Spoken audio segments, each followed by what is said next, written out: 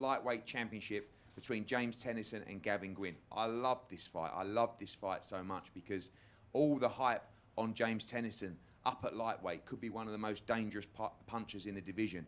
And then I think back to Gavin Gwynne's performance, his first performance really in the big time against Joe Cordina gave him a great fight over 12 rounds. We know that since he's moved to 135 pounds, James hasn't boxed at the level of Gavin Gwynne. Does he actually carry the power? We know how tough Gavin is. We know how good his chin is. And I can't wait to see this fight. Everything on the line for the British Lightweight Championship. James, I'll start with you.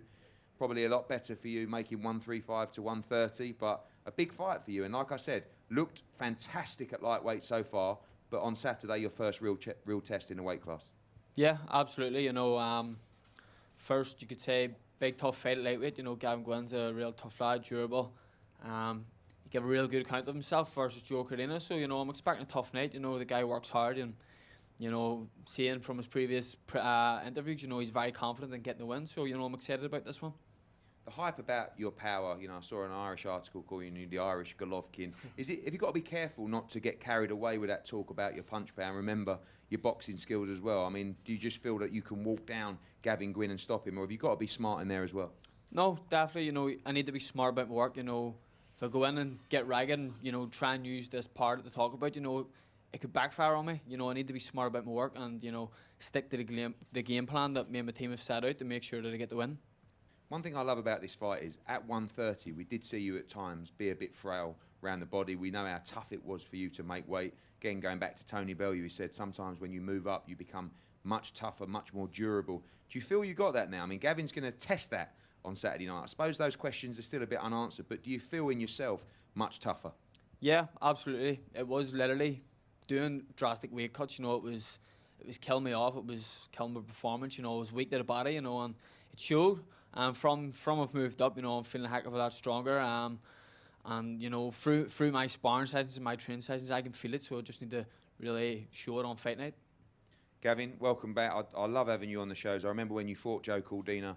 It was a great fight, and you hung in there after a tough opening spell. You pushed him all the way.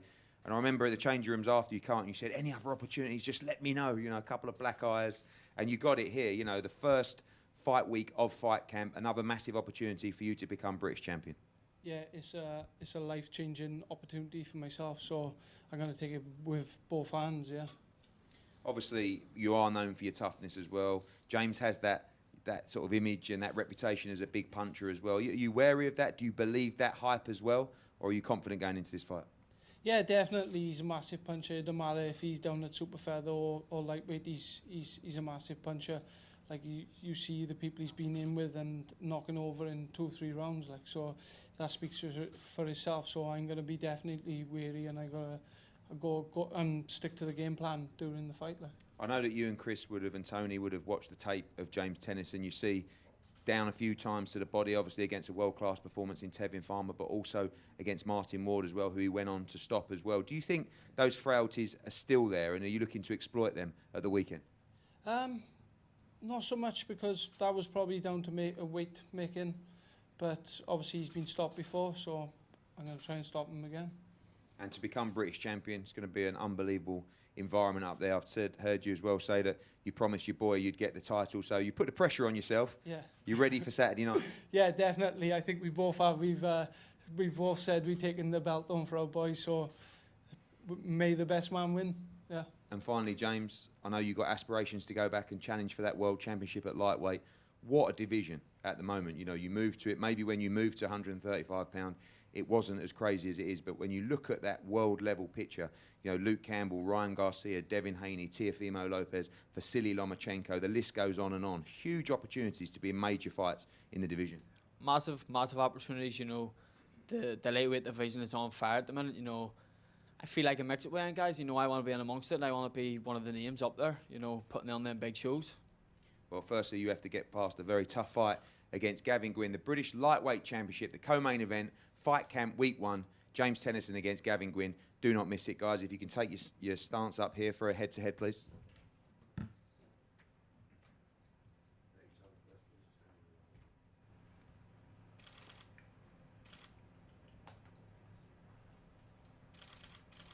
Back a room, let's please.